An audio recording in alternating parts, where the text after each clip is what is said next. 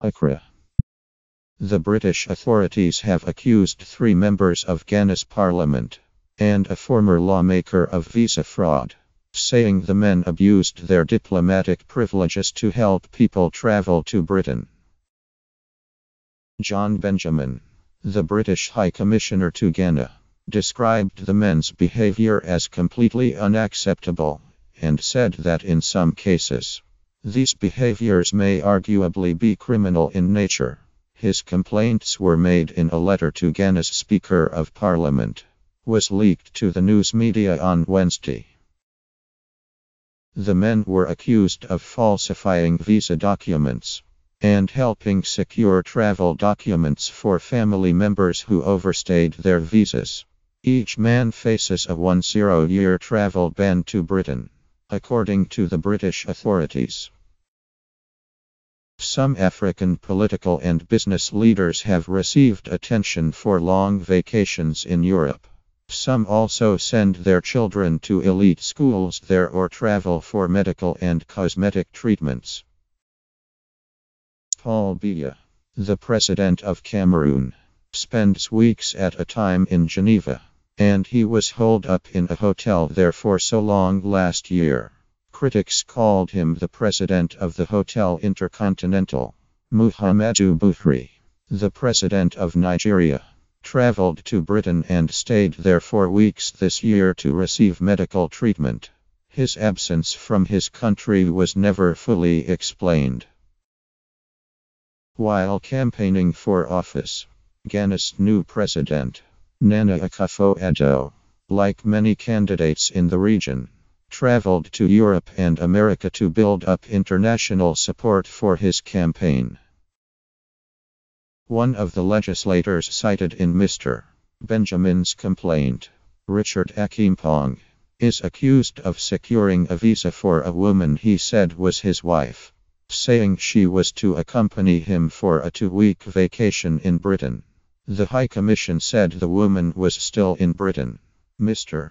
Akimpong has not offered information to help authorities track her, according to British officials. The letter also asserts that another member of parliament, Joseph Benhazindaha, initially applied for visas for a wife and niece, but when the application for his niece was denied, he applied to the Republic of Ireland from another country, changing the name of his wife and claiming the person he originally identified as his niece was his daughter. A third member of parliament, Johnson Kwaku Edda, traveled to Britain last July with his wife and 6-year-old daughter for what was supposed to be a 2-week vacation. He returned to Ghana after just 2 days, but his wife and daughter are apparently still in Britain. The High Commission has accused him of facilitating the transport of a minor who cannot be traced. The former Member of Parliament, George Bokai, has been accused of securing a visa for his daughter, who overstayed her visa more than 3 years but was forced to return after the British authorities intervened.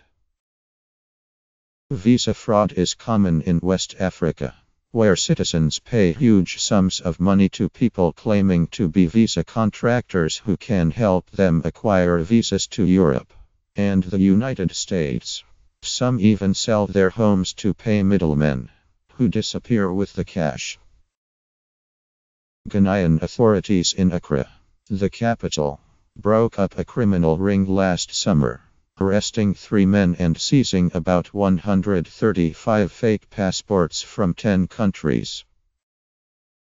Looking at the quantity of passports we got from them, a lot of people have suffered from their hands, said Timothy Usabonga, an assistant police commissioner in Accra, in a recent interview.